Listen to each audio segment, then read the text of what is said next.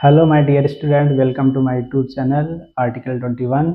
Friends, हमने अभी तक अपने लेसन 1 को चैप्टर 1 को कंप्लीट कर लिया है और हमने चैप्टर 1 को 4 पार्ट्स में कंप्लीट किया है। यानी चैप्टर 1 को कंप्लीट करने में हमने 4 वीडियो बनाए हैं और जो कि अलग अलग पार्ट बना के हमने यूट्यूब पे डाल दिए हैं। आप प्लेलिस्ट से जाके उनको देख सकते हैं। आज के इस वीडियो में हम लर्न करेंगे कि कैसे हम आंसर राइटिंग करेंगे और कैसे जो एमसीक्यू क्वेश्चन होते हैं ऑप्शन वाले, उनको कैसे हम टैकल करेंगे, कैसे हैंडल करेंगे।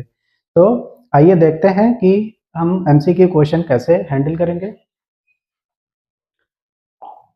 उसके पहले हम डिस्कस कर लेते हैं कि हमने अपने लेसन को कंप्लीट कर लिया था और जो आज क्वेश्चन आंसर 60 क्वेश्चन हम डिस्कस करने वाले हैं वो कहाँ से कहाँ तक हम देखेंगे।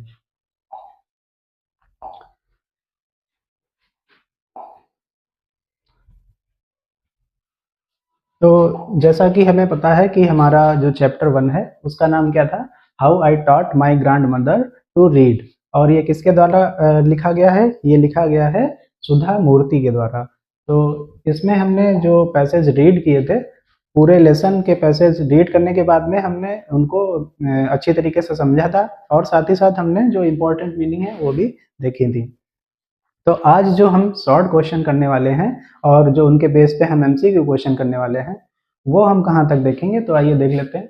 सबसे पहले तो हम इस पैराग्राफ के देखेंगे। इस पैराग्राफ के हम शॉर्ट क्वेश्चन करेंगे कि यहाँ से क्वेश्चन कैसे बन सकते हैं और उनका आंसर हमें कैसे लिखना है। इसके अलावा जो ये सेकंड पैराग्राफ है, त्रिवेणीज लिटरली इम्पैक्ट, उनका जो इम्पैक्ट था लोगों पे वो क्या था, यहाँ से क्वेश्चन देखेंगे किस प्रकार से क्वेश्चन बनेंगे और उनके आंसर हम कैसे लिखेंगे। और इसके अलावा ये वाला पैराग्राफ भी हम देखेंगे कि यहाँ से क्वेश्चन कैसे बनेंगे और उनके हम क्वेश्चन आंसर कैसे लिखेंगे। तो इस प्रकार से हम ये 3 पैराग्राफ आज कंप्लीट करेंगे और इनके बेस पे आंसर राइटिंग सीखेंगे। तो आइए स्टार्ट करते हैं।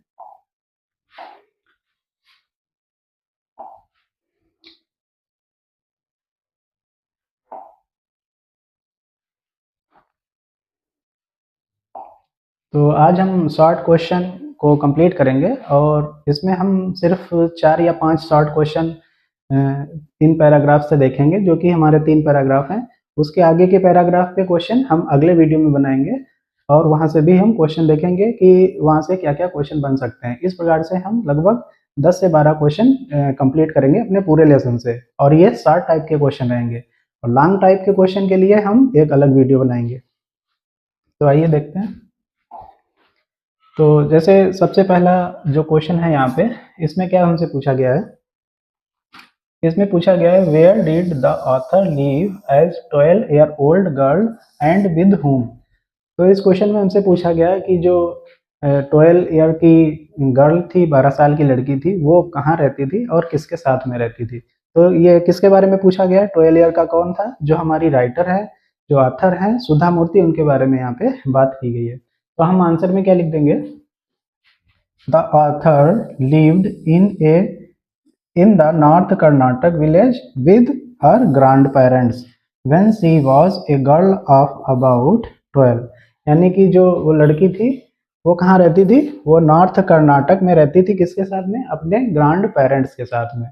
और कब? जब वो लगभग 12 साल की थी। तो इस प्रकार से हम इस क्वेश्चन को समझकर इसका आंसर लिखेंगे। अगला क्वेश्चन क्या है? Question number 2।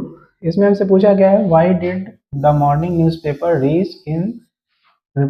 Reach the village only in the afternoon. जो न्यूज़पेपर होता था वो हमेशा आफ्टरनून में ही क्यों पहुंचता था? तो इनका आंसर सब हम पैसेज को रीड करते समय देख चुके हैं कि उस समय जो ट्रांसपोर्ट सिस्टम था वो काफ़ी बेकार था, काफ़ी घटिया था। तो इसकी वजह से जो न्यूज़पेपर था वो दोपहर में ही न्यूज़पेपर वाली गाड़ी आती थी, इसलिए न्यूज़पेपर हमको दोपहर में मिलता था, यानी आफ्टरनून में मिलता था। तो आंसर क्या लिखेंगे इसका? देखिए, द मॉर्निंग न्यूज़पेपर रीच्ड। अब यहाँ पे क्या कर देंगे, रीच लिखा है तो इसमें हम क्या ऐड कर देंगे? ईडी, रीच्ड कर देंगे। और आगे क्या लिखेंगे? Reached the afternoon because. अब यहाँ पे देखिए वाई वाला क्वेश्चन होता है, जो वाई WHY, उसको हम किससे ऐड करके आंसर लिखते हैं? बिकॉज से। बिकॉज, बिकॉज मीन्स क्या होता है, क्योंकि, बिकॉज मीन्स क्या होता है, क्योंकि। तो ये चीज़ हम आंसर राइटिंग में साथ ही साथ सीखते चलेंगे कि हमें आंसर कैसे लिखना है, क्या वर्ड्स उसमें ऐड करने हैं और क्या कीवर्ड्स होते हैं जिनको जोड़कर हम अपने आंसर को अच्छा, बेहतरीन और प्रेजेंटिव बना सकें। तो इस प्रकार से हम आंसर क्या लिखेंगे, the morning newspaper reached the afternoon because, यहाँ पे देखिए हमने बिकॉज ऐड कर दिया है, because the transport system in the village was not very good during those days, यानी उस समय जो ट्रांसपोर्ट सिस्टम था वो अच्छा नहीं था, बहुत ही बेकार था। इसकी वजह से जो व्हीकल था, जो गाड़ी थी, जो ये न्यूज़पेपर, डाक और मैगजीन लाती थी, वो देर में आती थी। कब आती थी, आफ्टरनून में। ये हम अपने पैराग्राफ को आंसर पढ़ चुके हैं जब हम अपने लेसन को कंप्लीट कर रहे थे। अगर आपने वो वीडियो नहीं देखे तो प्लीज़ वो वीडियो भी आप देख लीजिए, ताकि आपको इन क्वेश्चंस को लिखने में आसानी रहेगी। तो इस प्रकार से हमने 2 क्वेश्चन देख लिए। आइए अब तीसरा क्वेश्चन देखते हैं, थर्ड क्वेश्चन। थर्ड क्वेश्चन में हमसे पूछा गया है राइटर के बारे में, who was Triveni and what was her writing style like. अब देखिए, जब हम अपना पहला पैराग्राफ पढ़ रहे थे, पहला लेसन, उसमें हमने पढ़ा है कि वो जो राइटर थी त्रिवेणी, ये कहाँ की थी, कर्नाटक की थी पहली बात, और ये कन्नड़ भाषा में लिखती थी। तो ये ज़्यादातर किस मामले में लिखती थी, किसके बारे में लिखती थी, तो हमने क्या पढ़ा था कि लोगों की साधारण प्रॉब्लम जो थी, जो साइकोलॉजिकल प्रॉब्लम थी, और उनके ऊपर, उनकी विचारों पर ज़्यादातर ये लिखती थी, जिससे ये क्या होती, जिसकी वजह से क्या होता था, लोग इनसे कनेक्टेड रहते थे और अपनी फीलिंग्स ये उसमें लिखती थी। ठीक है, तो इस प्रकार से इसका हम आंसर लिख देंगे। क्या लिखेंगे, Triveni was a popular Kannada writer, वह एक बहुत ही पॉपुलर प्रसिद्ध कन्नड़ राइटर थी। हर, देखिए यहाँ पे हर वर्ड आया, हर वर्ड किसके लिए आता है, सी के लिए। ठीक है, जब फीमेल के लिए हम लिखते हैं तब हर वर्ड का यूज करते हैं। ठीक है, तो इस प्रकार से हमें आंसर लिखते समय ही ये ध्यान रखना चाहिए। Her writing style was easy to read, कैसी थी, इजी थी। ठीक है, और कैसी थी, कन्विंसिंग थी, यानी लोगों को आसानी से समझ में आ जाती थी। And dealt with complex psychological problem of ordinary people, और जो साधारण लोग थे उनकी जो साइकोलॉजिकल प्रॉब्लम थी, उनके जो मानसिक विचार थे, उनसे वो डील करती थी। तो इस प्रकार से इसका आंसर हम लिख देंगे आसान भाषा में। तो इस प्रकार से हमने 3 क्वेश्चन कर लिए। चौथा क्वेश्चन देखते हैं, fourth. In which weekly magazine was Triveni novel Kashi Yatre published as a serial. अब हमसे क्या पूछा गया, इन विच मैगजीन, कौन सी मैगजीन में जो त्रिवेणी नॉवल, यानी जो उनका नॉवल था, कौन सा, काशी यात्रे, वो पब्लिश होता था एज ए सीरियल, सीरियल की तरह किसमें पब्लिश होता था। तो इसका आंसर में लिखना है, त्रिवेदीज famous novel Kashi Yatre appeared as a serial in the Kannada weekly magazine. कैसी मैगजीन थी, वीकली, साप्ताहिक पत्रिका थी, जो मैगजीन थी, और जिसका नाम क्या था, कर्मवीर। ठीक है, तो हमें इसका नाम याद रखना है, यही सबसे इंपॉर्टेंट है। यहाँ से एमसीक्यू क्वेश्चन भी बन सकता है कि मैगजीन का क्या नाम था, तो सॉरी, सीरियल का नाम क्या था, तो हम यहाँ पे लिख देंगे कर्मवीर। तो इस प्रकार से हमने 4 क्वेश्चन देख लिए। एक क्वेश्चन और देखते हैं, ये लास्ट क्वेश्चन है आज के इस वीडियो का, और इसमें हमसे क्वेश्चन में पूछा गया है कि जो हमने लेसन पढ़ा है उसकी पूरा सेंट्रल थीम क्या है, किस पर आधारित है। तो यही क्वेश्चन में लिखा है, what is the central theme और स्टोरी ऑफ नॉवल काशी यात्रे। तो ये किस पर आधारित है, इस क्वेश्चन में हमसे यही पूछा गया है कि जो सेंट्रल थीम है, इसका जो आइडिया है, पूरा बेस है चैप्टर का, वो किस पर आधारित है इस कहानी का। तो इस कहानी का क्या आधार है, वो हम यहाँ पे आंसर लिख देंगे। क्या लिखेंगे, it is the story of an old lady and her ardent, ardent means हमने पढ़ा था, अर्डेंट मीन्स क्या होता है, तीव्र या गहरी इच्छा। ठीक है, ardent desire to go to Kashi और वाराणसी ऑन ए पिलग्रिमेज। तो इसका मतलब क्या होता है, इसका मतलब क्या होता है, तीर्थ यात्रा, तीर्थ यात्रा। यानी यह कहानी किस पे आधारित है, यह कहानी आधारित है एक लेडी के ऊपर, जो ओल्ड लेडी है, उसकी तीव्र इच्छा होती है। ठीक है, डिजायर, अर्डेंट डिजायर में तीव्र इच्छा होती है कहाँ जाने की, काशी या बनारसी जाने की। किस लिए, ताकि वो तीर्थ यात्रा पर जा सके और उन लोगों का ऐसा मानना था कि वहाँ पे जो गॉड होते हैं उनकी पूजा करने से उनको क्या मिलेगा, पुण्य मिलेगा। तो इस वजह से इसका आंसर हम इस प्रकार से लिख देंगे और हम बता सकेंगे कि ये सेंट्रल थीम जो है, ये चैप्टर जो है, लेसन किस बेस पर आधारित है, इसका मुख्य आधार क्या है। तो इस प्रकार से हमने 60 क्वेश्चन कंप्लीट कर लिए और हमने आज 5 क्वेश्चंस को देखा। अब हम देखते हैं कि जो एमसीक्यू क्वेश्चन होते हैं, मल्टीपल चॉइस वाले क्वेश्चन, जिसमें हमें 4 ऑप्शन दिए रहते हैं, उनको हम किस प्रकार से डील करेंगे, उनका आंसर कैसे लिखेंगे। देखिए, एमसीक्यू क्वेश्चन लिखने के लिए या शार्ट क्वेश्चन लिखने के लिए हमें सबसे पहले क्या आना चाहिए कि हमने लेसन को अच्छी तरीके से पैराग्राफ बाय पैराग्राफ और लाइन वाइज अच्छी तरीके से पढ़ा हो और हमें पूरा उसका आइडिया हो कि कहाँ पे हमें कौन सी बात बताई गई है, और इम्पॉर्टेंट जो मीनिंग है, जो स्पेलिंग है, उनको भी कंसीडर रखें। तो इस प्रकार से जब अगर हम इतनी चीज़ें समझ लेंगे तो शॉर्ट क्वेश्चन हो या लॉन्ग क्वेश्चन हो या एमसीक्यू क्वेश्चन, उनको हमें करने में कोई भी प्रॉब्लम नहीं होगी। तो आइए बढ़ते हैं आगे, एमसीक्यू क्वेश्चन देखते हैं। जैसे यहाँ पे सबसे पहले पहला क्वेश्चन क्या दिया है, why did the author and villagers wait eagerly for bus. Eagerly means हमने पढ़ा था, इसका मतलब क्या होता है, बेचैनी से, बहुत उत्सुकता से। तो सभी लोग जो गांव के लोग थे, विलेजर्स और आथर, आथर कौन, सुधा मूर्ति, इतनी ईगरली बस का वेट क्यों करते थे। ऑप्शन यहाँ पे दिए हैं, to go to market, to visit their grand parents, to receive the newspaper and post, to meet the writer Triveni. तो हमने अपना पैसेज पढ़ते समय क्या पढ़ा था कि बस का इंतजार क्यों करते थे सब लोग, ताकि वो जो न्यूज़पेपर आने वाला है और जो उसमें पोस्ट आने वाली है बस में, वो रिसीव कर सकें, इसलिए। तो इस प्रकार से इसका राइट आंसर क्या हो जाएगा, आंसर ऑप्शन नंबर बी। अगला क्वेश्चन देखते हैं, What kind of problems did Triveni's stories usually address? जो त्रिवेणी राइटर थी, उनकी स्टोरी किस प्रकार की समस्याओं को ज़्यादातर लिखती थी, किस प्रकार की समस्याओं से भरी होती थी जो उनकी कहानी होती थी। तो क्या वो पॉलिटिकल होती थी, ऑप्शन ए में लिखा हुआ है, ठीक है। क्या वो इकोनॉमिक क्राइसिस से रिलेटेड होती थी, यानी कि क्या आर्थिक समस्याओं से रिलेटेड होती थी, क्या हिस्टोरिकल होती थी।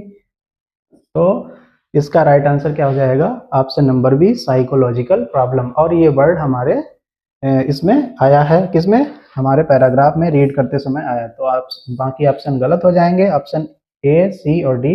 तो इसका राइट आंसर क्या हो जाएगा, ऑप्शन बी, साइकोलॉजिकल प्रॉब्लम, क्योंकि जो उनकी स्टोरीज होती थी वो साइकोलॉजिकल प्रॉब्लम से रिलेटेड होती थी, वो लोगों की ऑर्डिनरी प्रॉब्लम्स को एड्रेस करती थी। तो राइट आंसर क्या हो जाएगा, option B.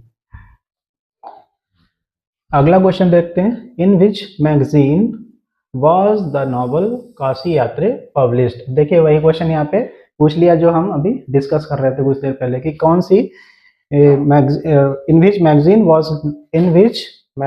Was the novel Kashi Yatra, कौन सी मैगजीन में प्रकाशित होती थी। तो इसका आंसर क्या हो जाएगा, सुधा मैगजीन या मौर्य या प्रजवानी, इनमें से कोई भी आंसर सही नहीं है। दो आंसर इसका क्या हो जाएगा, करमवीर, ऑप्शन नंबर बी।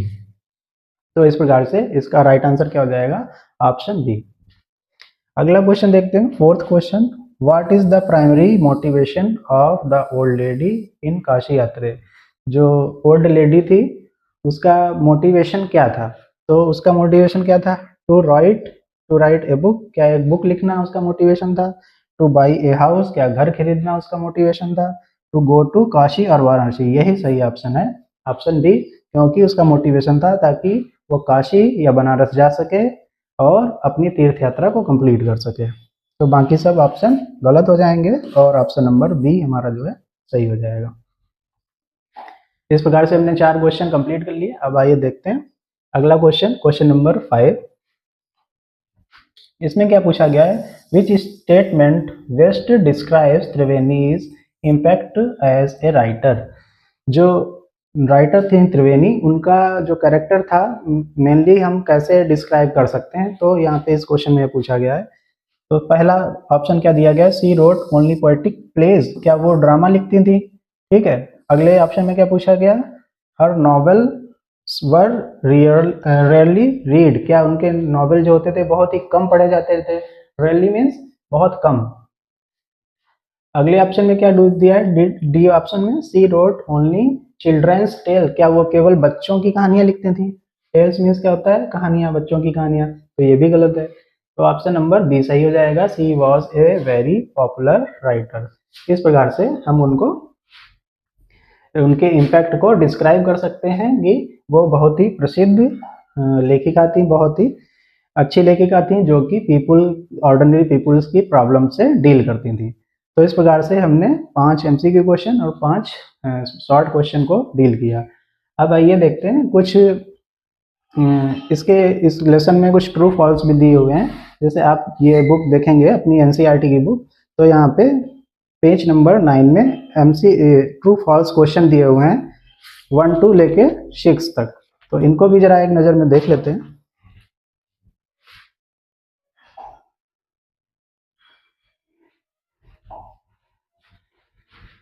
तो यहाँ पे देखिए, सबसे पहले क्वेश्चन में हमसे क्या पूछा गया है, यहाँ पे हमसे पूछा गया है, ये ट्रू फॉल्स के क्वेश्चन है, इनमें हमसे आंसर देना है बस ट्रू या फॉल्स।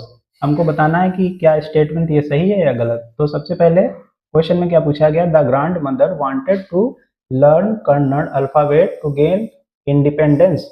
जो ग्रैंड मदर थी, क्या वो अल्फाबेट इसलिए सीखना चाहती थी ताकि वो आज़ाद हो सकें, स्वतंत्र हो सकें, आत्मनिर्भर हो सकें? तो इसका आंसर क्या हो जाएगा, राइट, ये ट्रू है। ठीक, अगला देखते हैं, the grand mother asked someone in the village to read Kashi Yatre to her while the narrator was away. Narrator means क्या होता है, जो कहानी सुना रहा है। कहानी सुना कौन रहा है हमको, जो राइटर है इस लेसन की, सुधा मूर्ति, वही सुना रही है। तो उनको क्या यहाँ पे बोला गया, नरेटर। और स्पेलिंग भी यहाँ पे ध्यान रखनी है नरेटर की। नरेटर की स्पेलिंग क्या है, NARRATOR। नरेटर मीन्स कहानी बताने वाला। तो क्या ग्रैंड मदर ने किसी से हेल्प ली थी जब वो नरेटर जो गांव से बाहर चला गया था? बाहर कहाँ चली गई थी वो, एक वेडिंग इवेंट को अटेंड करने के लिए। तो ये क्या हो जाएगा इसका आंसर, फॉल्स, क्योंकि उन्होंने किसी की हेल्प नहीं ली थी। अगला देखते हैं, third, the narrator was the grand mother first teacher and taught her how to read Kannada. क्या जो नरेटर है वो ग्रैंड मदर की फर्स्ट टीचर थी और उन्होंने अपनी दादी माँ को, ग्रैंड मदर को पढ़ना सिखाया? तो इसका आंसर भी क्या हो जाएगा, सही, यानी कि ये ट्रू है। आगे बढ़ते हैं।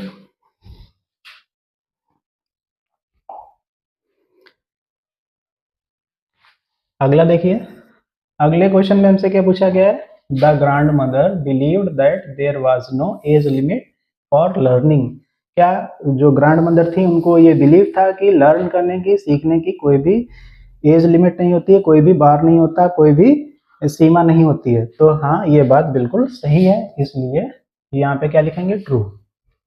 अगला देखते हैं, the grand mother touched the narrator's feet as mark of respect for her as a teacher. क्या उनकी जो ग्रैंड मदर थी उन्होंने सम्मान के रूप में अपनी जो ग्रैंड मदर ने अपने टीचर के पैर छुए, नरेटर के, यानी जो कहानी सुना रही है हमको सुधा मूर्ति, उनके पैर छुए थे सम्मान के रूप में? तो ये भी सही है, ट्रू।